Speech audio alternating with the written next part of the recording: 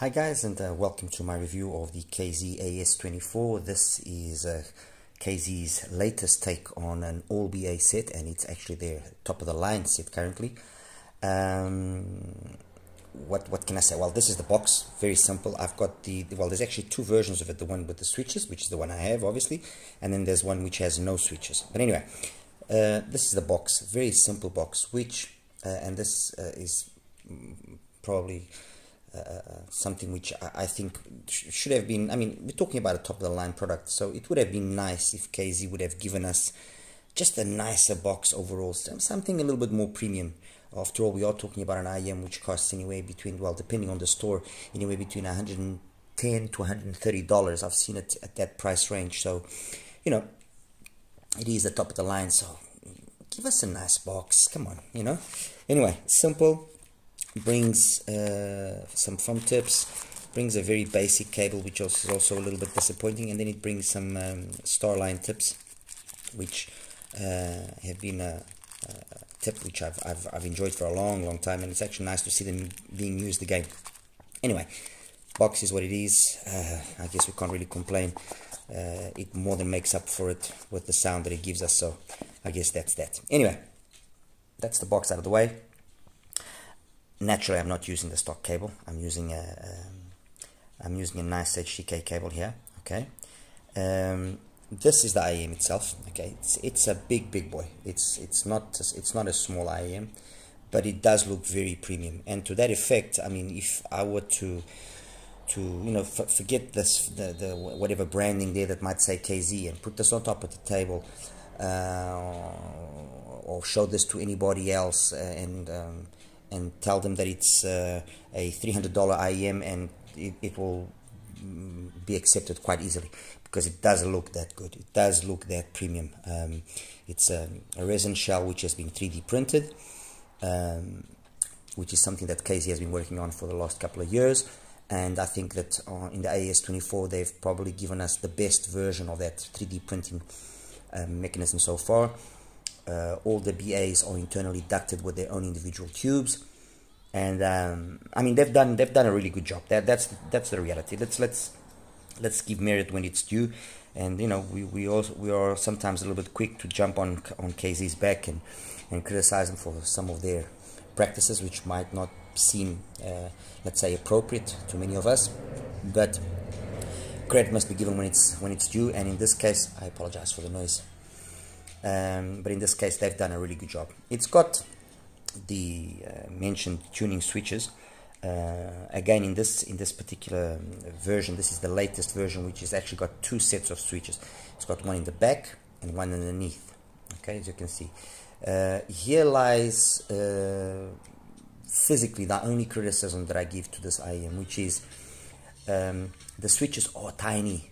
And when I mean tiny, I had to get them under a magnifying glass to actually make sure that the switches were being switched on and were working properly and in the right position. Okay, that's something that I wish could have been addressed in a better manner. I wish that KZ would have maybe thought about using switches which would first of all, when they toggle in a more solid manner, because when they toggle, sometimes you are left in the doubt whether the switch has been toggled or not, and give them a little bit of an extra size, you know. Here's a little diagram where you can see the switches where they actually lay out or show us what the division of the switches is. The one set of switches, which is the one in the back, is a general full band control, and then the other three switches allow for 1 dB increments in the base. Okay, increment that's done in the 20 to 200 hertz range, and then the one underneath, the switch underneath, is 4 switches as well. And then the first 2 switches, they work on the mids and the high frequency. Sorry. So they adjust between 500 and 2 kilohertz, and then 3 and 4 adjust from 8 kilohertz and up.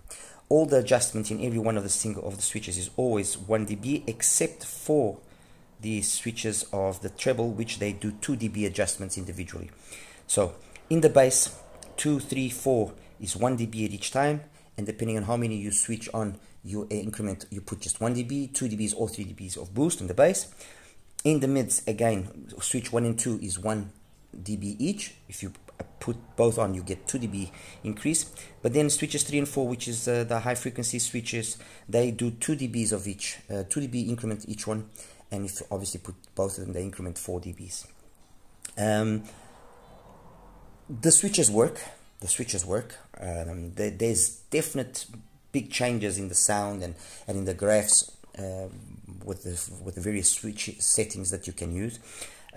I tried all of them in the flat position, so all of them in the 0 position. I then tried them all in the 1 position up, okay? And then I tried 2 more settings, which are the settings which I also enjoyed the most, which was the one setting was 0 1 1 1. So the general what they call the general full band adjustment wasn't on, and then the bass always in the maximum, and then just a little boost in the mids.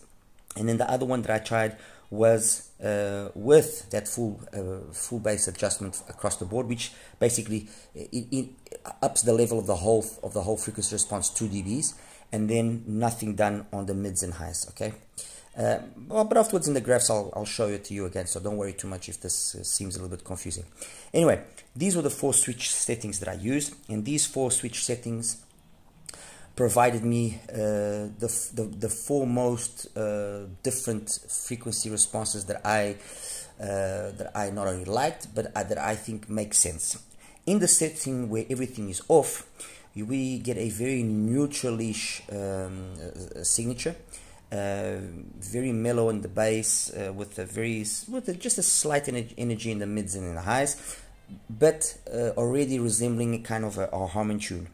If I put all the switches in the up position, so what basically happens is obviously I boost the bass, I boost the treble, but I also boost that area there between 800 at 1 kilohertz and 2 kilohertz. I boost that up, and what effectively I end up having is a QDC and an Only VX kind of signature, a C Audio Bravery kind of signature, a Neon Pro kind of signature, where the mids are pushed forward, bringing with it some benefits and other issues that might not be to the liking of everybody. And then in the last two settings that I used, they are very similar. They are both very harmonious. They both boost the bass. The only difference there is that the one setting will give me a slower pinna gain, which is what I actually preferred, and kind of peaks closer to 3K. And then the other one gives me a more abrupt pinna gain, peaking at around 2.5. Okay, that's the only real difference. But again, like I said, I'll show it to you in the graphs in a couple of minutes, and you'll understand better. Every one of these signatures then will, of course, have a bass sound.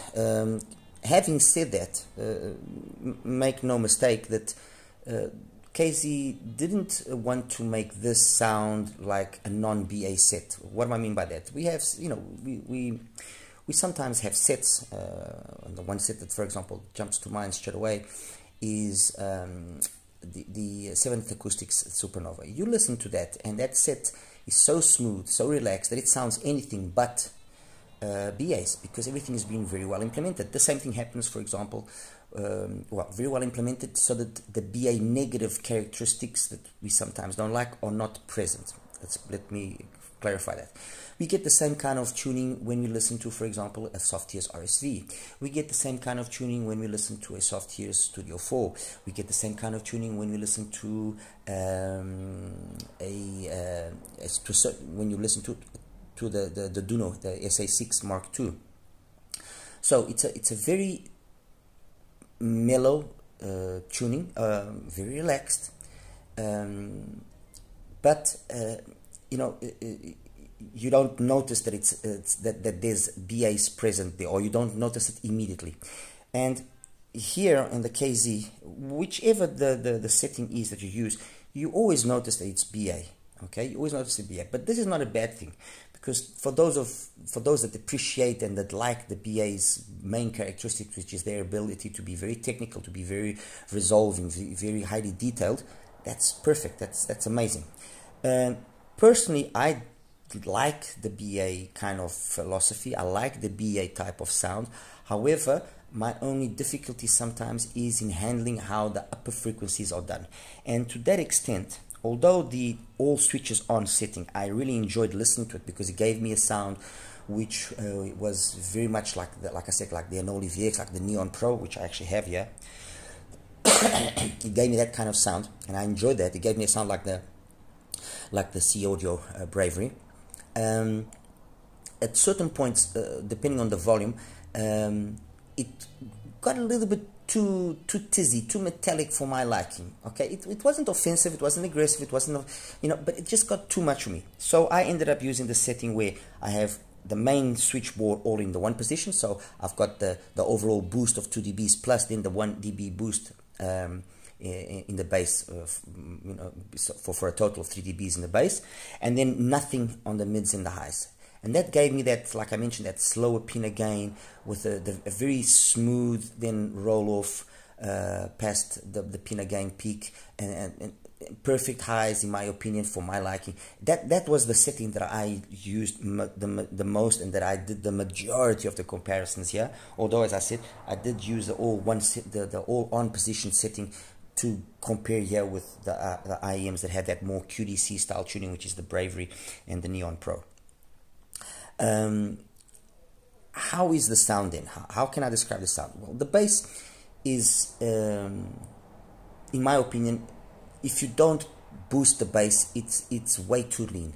I'm guessing for those that perhaps are bass adverse, they will find it sufficient, they will like it, but it's just too lean for my liking, and it takes away from some of the songs that I like listening to. It takes away that energy that I like. It just makes them sound bland. I mean, from Dusk to Dawn, from George Duke, I like that mid-bass impact. And you only have 122.955 here. We only have one bass PA, contrary to, for example, the AS16, which had 2.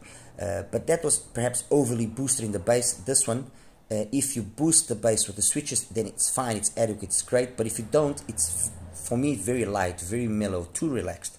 So that song, for example, if you have the settings like I had, it was fine. I had a good amount of weight. The mid bass slam was fine.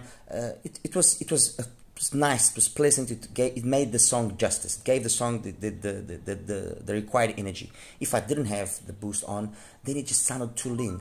It just sounded too thin. It didn't have that body that song has, and just kind of same thing with Elephant from Carol Duboc. With the basses on, fine, perfect. Without Comfort Zone, the Larry Carlton's Comfort Zone, the same situation. Piece of Me from Candice Springs, the same situation. So for me personally, Sunrise, even from Larry Carlton, it needs that bass boost to give these songs the energy, the liveliness, to give it that organic feel that these songs have. Okay, you will notice that the majority of the sound is the majority of the sound. You will notice the sound is a technical and a more technically inclined kind of sound. But again, on the setting that I used, I was able to get kind of a happy compromise for me in terms of that BA technicity, that all the details that BAs are capable of doing, while having that little bit of organic old school timbre and tonality that I like, and that DDs usually do better. So that setting that I used was a happy medium. If, for example, I was using just the old settings in the 0, the timbre and the tonality sound too thin, too clinical, too lifeless. In the all up position, the timbre and tonality sounds good with some music, but with other music it sounds overly fake, overly pushed. Okay, so I personally feel that to get a timbre and tonality out of the AS24, which is more realistic, more real, at least for the music that I hear, you always will need that bass boost. And then the mids being boosted and the treble being boosted will be very much dependent on you as a person. Okay, personally, like I said, I like the mids 0, or if there is a boost, just a 1 dB boost is enough, and the highs always in 0. There's no need for highs to be boosted, because they are, in my opinion, suffice. There isn't the typical KZ tendency of emphasizing the highs like they sometimes do in the BA sets. The highs have been done, in my opinion, very well, very adequate to match the rest of the frequency spectrum. In terms of the BAs being used, and this is just out of pure curiosity for those of you that are a little bit technically inclined. As I mentioned, there's a 22955 for the bass. Then they're using the 29689, yes, BAs, 2 of them for the mids. So 2 BAs which are very commonly used, okay. And then they've used the 31736, 8 of them for the treble.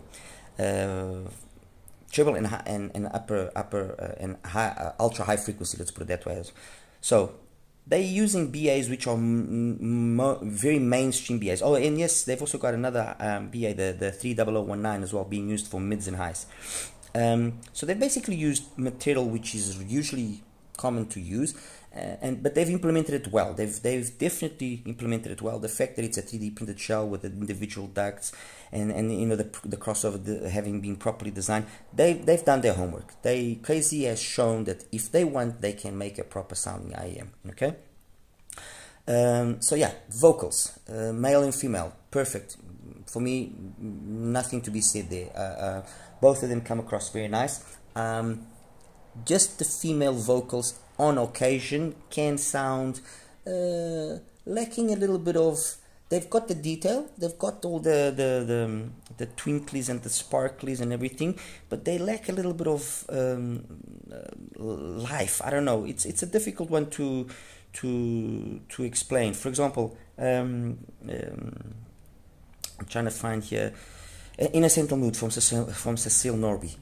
It's one of those songs. It does it well, it plays it nice, but you know, if you're coming from something like, for example, if you're coming from obviously the Neon Pro, which this isn't a fair comparison. We're talking just over $100 to almost $800. It's not a fair comparison, but obviously if you're coming from the Neon Pro, listening to Cecile Norby there, and you listen to it here, and you notice straight away that life, that atmosphere that the Neon Pro is able to create around her voice is not present here is not present in much quantity. There's signs of it there, but it's not there. And even by changing the settings and putting it even in the full settings, like the one position, it then becomes overly fake, you know. So I wasn't able to find a happy medium between the two of them. But again, like I said, this is a very tough comparison that I've just done. On the other hand, you know, I listen to, for example, House of Groove from Eugene Groove. It sounds amazing. Analog from Soul Persona sounds amazing. It does a perfect job, the AS24 of those songs. La Belle Dame Sans Remorse from Chris Botti, amazing. It does it really, really well. So there are songs, a lot of them actually, that the AS24, you know, shines and really, you know, you listen to it, and if you didn't know it was a KZ, you wouldn't say it was a KZ. And this is not, I'm not saying this in a bad way. It's just that KZ has gotten us used to a specific sound, to a specific way of doing things. So it's easy to identify usually a KZ earphone. And that sounds nothing like that. It sounds way mature for what usually is their kind of product. I mean, another female vocal where that life that I'm talking about would be welcome to is, for example, Blackbird from Lady Blackbird. It just lacks that little extra there. That's all. But otherwise, fine. So female and male vocals, fine. Treble, in my opinion, is perfectly executed. Just a slight hint here and there of a little bit of sibilance, but nothing that's, you know, out of context or that is in any way a negative aspect for me, at least. And then in terms of technicalities, soundstage is really nice, wide, tall, deep, good. I mean, good depth, good width, good height, everything. Really big soundstage. More so if you're using the setting, for example, of the all switches up, you notice more that than in the setting that I used. But I preferred to trade away some of that technical prowess for a little bit more organic sound, which is how I prefer listening to the AS24. Okay, in terms of resolution, spot on. Quickness of the notes in terms of bass, mids, everything is very quick.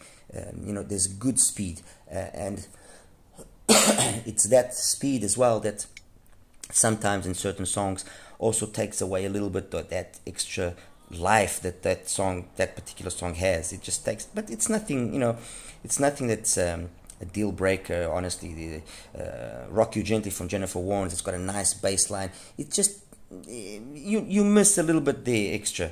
But it's honestly, seriously, this is me really nitpicking. Long Road from Steve Oliver, perfectly executed, you know. So it's one of those songs, you know. It's one of those IEMs that some songs it far exceeds your expectations, and other songs, you know, you just left. But it's more times that it exceeds your expectations, and it's more times that it surprises you. That overall, the positive impression that I can take away from the AS24 is that it's a very well tuned IEM, very nice implementation for an all BA set, and one that definitely has the capability of causing some damage and shaking a little bit the market. As compared to some of the stuff that I've got here, how then can I position it? Well, it was obvious I was going to have the AS16 Pro. Okay, I've got here the AudioSense DT300 because I still think that, you know, in the up to $200 bracket, and this thing has been sometimes down at a hack, $115, $120. This is an absolutely beast of an all BA set. Absolutely beast, absolute beast. Much like its bigger brother, the DT600. The QES Orchestra Lite obviously also, you know, had to be here. It made sense to be here. C Audio Bravery, and then the Neon Pro. I unfortunately don't have here the Noli VX. Otherwise, I would have put here the Noli VX. I could have added here as well a Duno, but I just put that because it's one of the best sets in all BAs out there right now. So compare it to the best, and that's it. How does then this rank up?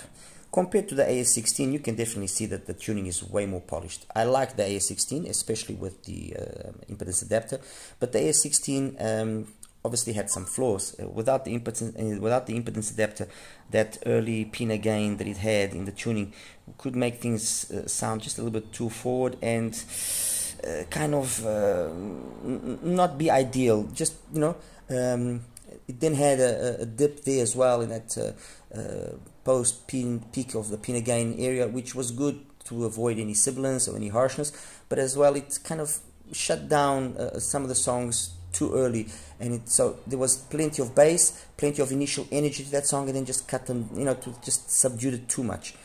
Overall, I still feel that the AS16, for the price that it had, the roughly $70, was a great IEM. It was a nice implementation of an all BA set. Great bass, great bass, although maybe not the ideal representation of a BA bass, because the way that it was tuned, it has a nice solid thick bass, very much DD like, but great bass. It's probably one of the IEMs here that can convey that visceral aspect that you usually get out of DD in a BA the best. Okay, obviously the Neon Pro does that as well, but the disparity of price here, in terms of a cheap all BA set, this does it amazingly well. AudioSense DT300, again with the impedance adapter, an absolute beast of an IEM. Great sub bass, and the sub bass abilities of this IEM are just surreal. It loses a little bit of the mid bass impact. Yes, it's a little bit recessed in the mids, but overall the details you get in the upper mids and highs more than make up for it. Yes, it's V-shaped, fine, but it's nice. It's a really easy to listen to IEM, very pleasant, non-fatiguing, and everything is really nice. It's just a very pleasant IEM to listen to. But overall, much like the AS16, it doesn't have enough boxes ticked to still be better than the AS24. The AS24 is a definite upgrade over the AS16 Pro as compared to the DT300. it is an upgrade in the sense that it is more capable, especially because of the fact that the switches allow you to have different tuning setups, which will then satisfy a wider variety of genres and people, while here you will be very much kind of more niche orientated. There is ultimately a little bit more treble detail in the up, a little bit more detail on the treble and on the upper mids here than on the AS24, but still the AS24 does enough to outdo the AudioSense DT300, which is already a true testament to how good this has been done. QE ears, the Orchestra Lite, very different style of tunings. That's been tuned very much, like I said in the beginning of the review, towards a kind of a type of a sound which is very much non-BA, but it's very pleasant, it's very easy to listen, it's very smooth sounding, but it loses a little bit of that BA prowess, let's put it that way, when you are looking for those BA characteristics. It's got enough detail, but it hasn't got as much detail as the AS24. It hasn't got the same bass as the AS24. So although it's not a fair comparison because the tunings have been done differently, and fair enough, if I wanted to be more fair in this comparison, you know, well, there's really no way of being fair in this comparison, because the setting that I actually used here is the setting which approximates itself most to the Orchestra Lite, and still in that setting it's better than the Orchestra Lite, in my opinion. It still is better than the Orchestra Lite, period. You know, I was you know, it's not fair because they both, that one is fixed to one style of tuning and this one has got various styles of tuning, so it's not fair in that aspect because I can adjust this, and yes, in some settings, for example, if I was to use the 000 setting here, the Orchestra Lite is better, but in the setting that I used, it is superior to the Orchestra Lite. In my opinion, it is superior to the Orchestra Lite. The few things that it loses out to the Orchestra Lite, namely the fact that the treble can sometimes not be as polished as on the Orchestra Lite, it more than makes up in other areas. So I know, again, I have to give it to the AS24. Compared to the Bravery has got loads of detail. It's an IM which has been tuned in that QDC style. So when I compared it here with the AS24, I used that same QDC style tuning setup, so all the switches in the one position.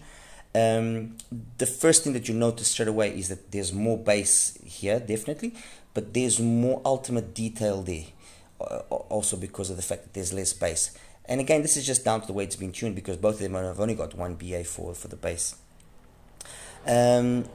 Which is the better of the two? Which is the more versatile? Which one ultimately wins? Again, the AS24. I'm sorry, but that's the reality. The AS24's versatility in terms of the tuning switches really makes it come out on top.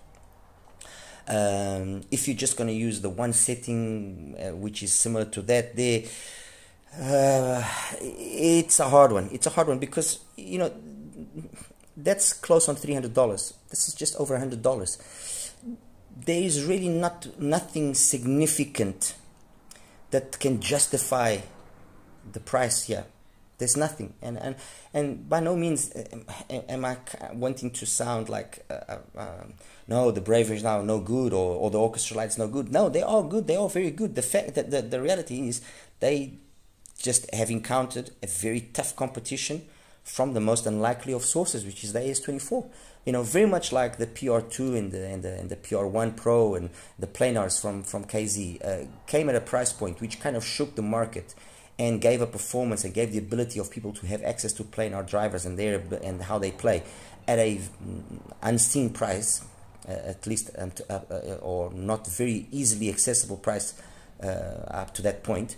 You know, the AS24 is doing the same thing. The AS24 is being priced at with a value which, if this, instead of saying KZ, if this said QE ears, it would easily be $250, easily. And if it said C audio, the same thing, easily. Okay, so that's what we mustn't forget here. What we mustn't forget here is that the fact that it says KZ is a very big factor in justifying why the price is lower. Okay, finally, compared to the Neon Pro, and again, I left the settings in the all up position. Yes, the Neon Pro obviously is a better IEM. Come on, you know, I'm not I'm not going to sit here and tell you otherwise. But I will tell you this much, that the AS24 was able to surprise me and keep up very much with a lot of songs with the Neon Pro. It was. No Ordinary Love from Sade was one of the songs. I was very impressed at how the AS24 was actually able to play Sade's No Ordinary Love to the same level, honestly, to the same level as the Neon Pro. You know, nothing. Sunrise from Larry Carlton was another song that, you know, where did I see then the Neon Pro pull away? Where did I see the Neon Pro start showing its color? Blackbird from Lady Blackbird, Elephant from Carol Duboc, The City from John Mark, The Sea from Haven. Yes, it pulled away. Yes, it showed its true colors. But again, like I said, it sure as hell better do it, because I mean it's $800. So $800, it better justify that it costs that much. But I will tell you this much, and before I now show you the graphs.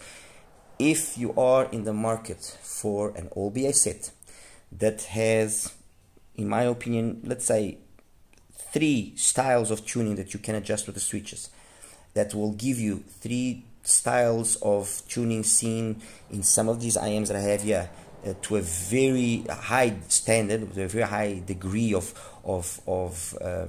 quality, the AS24 is definitely a very solid IM in that aspect. If for nothing else, just for that fact alone, it is very solid. I mean, you can get a sound which is very much like the Orchestra Light and like the Bravery if you set it up in one way, and it will trade blows and ultimately beat them because of the price. Okay, you can set it up to, again, trade blows in a very solid manner with the Neon Pro, and by saying Neon Pro, I say as well Duno SA6.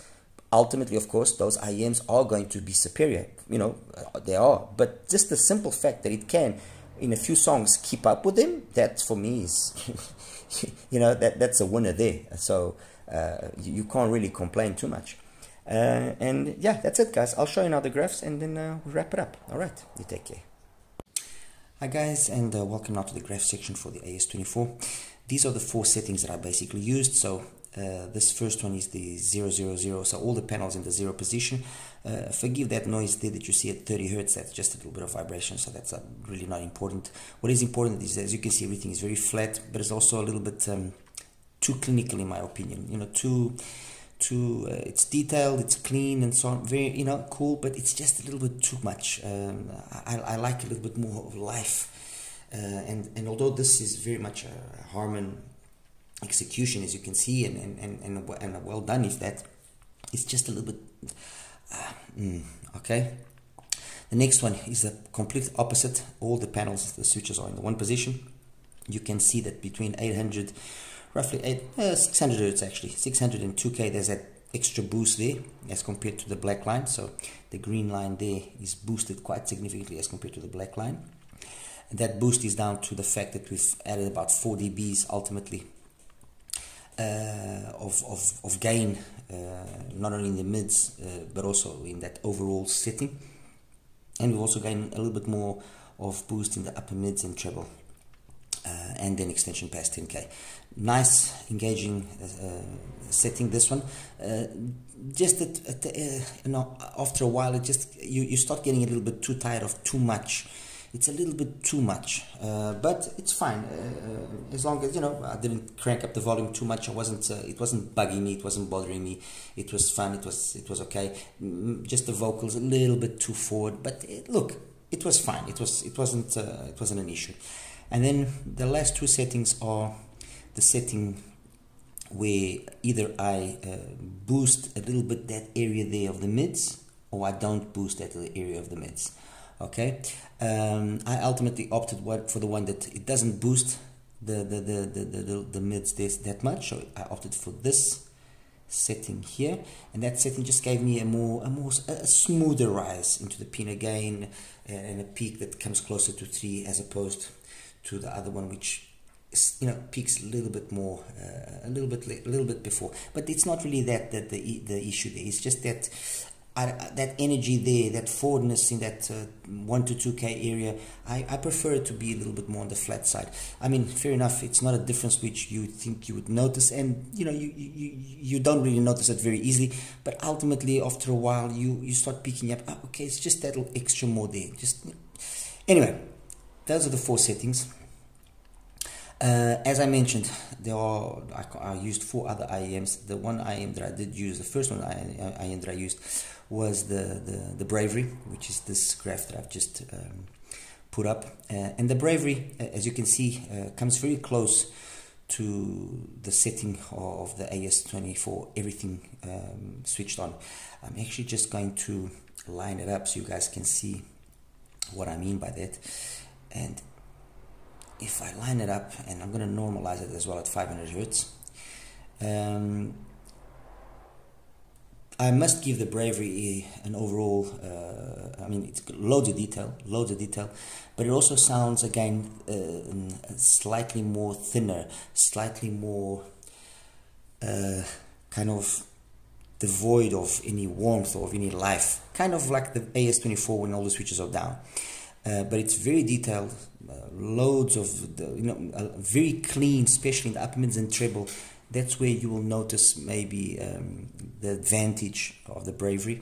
But overall, if I have to choose a signature that I enjoy more, or rather an IM that ends up being more fun and engaging, the AS24 is more fun and engaging, especially in the bass where graphically it doesn't seem like it, but the bass of the AS24 compared to the Bravery is superior. The other one that I used was the Neon Pro, and again, let me just align here quickly the Neon Pro with the AS24. You will see once more we have that kind of QDC style of tuning. I'm going to align it there at 500 Hertz. Okay, very similar as you can notice, and the simple fact that this similarity exists explains why the AS24 was able to, in certain songs, actually, surprise me in a very positive manner. Obviously, of course, the Neon Pro is superior. It does everything with just that little extra amount of cleanliness, that extra amount of detail, the extra amount of incisiveness in the way that the notes hit and stop, and you wouldn't expect anything else. I mean, we're talking about an IM which is basically 8 times the price of the AS24, so it sure as hell better be better tuned, better, more precisely tuned. It's like if you take a Casio, maybe this is not going to be the best comparison, but it's the same thing. If you take a Casio and you take a Breitling, I mean, the Breitling is going to be better, obviously. But anyway, that's the Neon Pro with the AS24, and as I said, you can see the basic genes of that QDC style tuning with all the switches on in the AS24. And then we have 2 more, which is the QE Ears Orchestra. Let me just take away that one. The QE Ears Orchestra, which is this graph that I've just put up now, and the DT300. Where is it? DT300, I believe it's, yeah, exactly 12. Okay, now let me take away that one there. The QE Ears Orchestra comes closest in terms of its tuning to the setting of the AS24 when it's in all the in the all 0 position, all down position. Let me just align them here so you guys can see exactly what I mean. Okay, and now align these 2. So it's this one here that I want to align. Okay, aligned at 500 Hertz. There we go. As you can see, graphically they look very similar, and you listen to them and there is some similarities. However, the orchestra comes out, although having a very neutralish kind of tuning as well, it comes out being more correct in terms of timbre and tonality, more engaging in that aspect. Ultimately, which is the IM that I will choose? Again, I will choose the AS24. if the AS24 only had this tuning, no, then I would say then definitely the Orchestra Lite is the better option. But because the AS24 does allow for a little bit of touch to be done to the sound, the AS24 again comes out ticking more right boxes, you know, and especially with the setting that I used, which is the one that I really enjoyed, which is this one here. Let me just make sure. Yes, exactly. Especially with this setting, when I compare this setting with the Orchestra Lite, let me normalize it. There we go. And now let me take out the stock one. Okay, when I compare the setting that I like of the AS24, which is this setting that boosts the bass nicely, and then it gives just this right amount of extra energy there in the 1K to 5K area, because the rest, as you can see, is very similar. It just sounds more engaging than the Orchestra Lite. The Orchestra Lite, however good it is, and I enjoyed it, and I really think it's a fantastic IM, there were times where I would have liked just a little bit of extra bass, and maybe in that aspect of the Orchestra Lite, if it had at least a bass switch, I think it would have benefited from it. Very much like the Neon Pro. In terms of the extension, you know, upper mids and treble, the Orchestra Lite only edges out the AS24 in, again, being slightly more polished. That's all. But again, as I mentioned before, overall the AS24 is the better one. And then finally, we have here the graph for the DT300. Okay, and let me just now bring it up a little bit more. And the DT300's graph, in terms of what it looks like, as you can see, it's got crazy amounts of sub bass. I'm just going to line it there at 500 Hertz as well, and then I'll do away with what I have to do away. Excuse me. So there we go, normalized at 500 Hertz. It comes closer actually to the other setting where I boost slightly the mids of the AS24. Let me, where is it? There we go. Let me just align that again and then clear the unnecessary ones out. The DT300, for some reason, although you wouldn't think that, for some reason the DT300 actually sounds more similar to this setting of the AS24 than the one that I use the most of the time. It loses a little bit of mid-bass impact, okay, the DT300. Not that the AS is crazy in that aspect, no it isn't, it's suffice. It loses a little bit of that, but it gains a lot in terms of its sub-bass. The DT300 in terms of sub-bass is unreal. And then mids and highs, especially the highs and the extension, it's very detailed on the 300, very detailed. But the thing that just captivates me about the 300, and this is where it actually is just a little bit better than the AS24, is that it just overall has a more pleasant timbre and tonality. It's not much, but it just, there's more songs where that there is more pleasant than in the AS24. Ultimately, again, the AS24 does beat the DT300 because it's more versatile. The DT300 ends up being a little bit more focused on specific genres. It will do very well specific genres, but other genres maybe kind of, you know, doesn't shine as much, while the AS24, it just does everything very nicely. I mean, there wasn't really anything that I could complain. It played well rock, it played well R&B, it played well vocal stuff, or, you know, classical music. It did every genre in a very pleasant manner. Anyway, guys, this is my take on the AS24. I think it's honestly a very, very seriously well done IEM from KZ. It deserves the merit that I think it will get. It deserves it.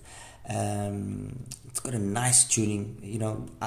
As I mentioned, I think the bass boost is a necessity to just allow it to be 100% there. Oh, I was forgetting, actually, let me just show you the AS16 Pro. I want to show you the AS16 Pro, KZ AS16 Pro, so you guys can just see. There we go. That's the AS16 Pro in stock format. Let me line it up. And in stock format, you can see that it's got that boost that that the AS24 is also has in that. If you let me just align it here quickly so you guys can see. Okay, all right. So that's in the green is the AS24 with all the switches in the up position. And then in the bluish purple color is the the AS24, and in the bluish purple color is the AS16 Pro. This bass wise, you notice that the AS16 has got more bass, period. It is, although graphically they graph the same, but there's more quantity. It's not the quality, there's more quantity. Where the AS24 then shines is in the 16, it sounds like you have a dip here. Graphically, it doesn't look like it, but it sounds like it's got a dip here. And it just closes down things a little bit, while on the AS24, no, everything just says, you know, perfect. Fine, a lot of people did use the AS16 with the impedance adapter, like I myself also did. Let me just show you. And with the impedance adapter, it accentuated a little bit more that dip, that is true, but overall it just made the sound a little bit more pleasant, in my opinion.